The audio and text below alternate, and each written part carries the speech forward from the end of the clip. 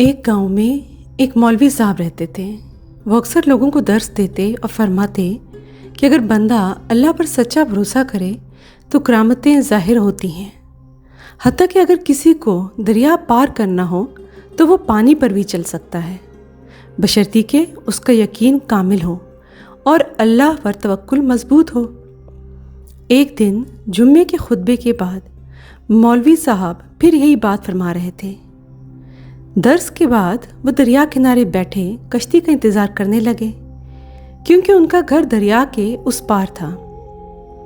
اتنے میں ان کا ایک مرید آگے بڑھا اور عرض کیا، حضرت، آپ نے فرمایا کہ اگر یقین ہو تو پانی پر بھی چل سکتے ہیں، آئیے آج ہم اللہ پر توکل کرتے ہیں اور یہ دریا پیدل پار کر لیتے ہیں۔ یہ کہہ کر مرید نے کلمہ تکبیر بلند کیا، اللہ اکبر، اور پانی پر قدم رکھا۔ لوگوں نے حیرت سے دیکھا کہ وہ سچ مچ پانی پر چل رہا ہے۔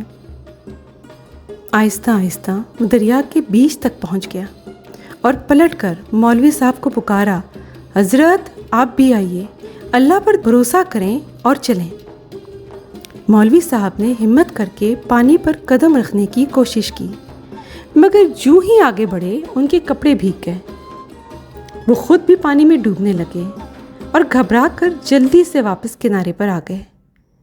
یہ منظر دیکھ کر مولوی صاحب کے دل میں خیال آیا، یقین کا سفر اتنا آسان نہیں ہے۔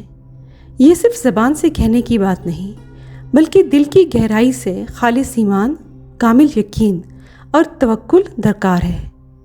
کامیابی صرف انہی کو نصیب ہوتی ہے جن کے دل میں ریا برابر شک نہیں ہوتا۔ اگرچہ میں ایک عالم ہوں، لیکن آج ایک سادہ مرید کا کامل یقین مجھ سے بڑھ گیا۔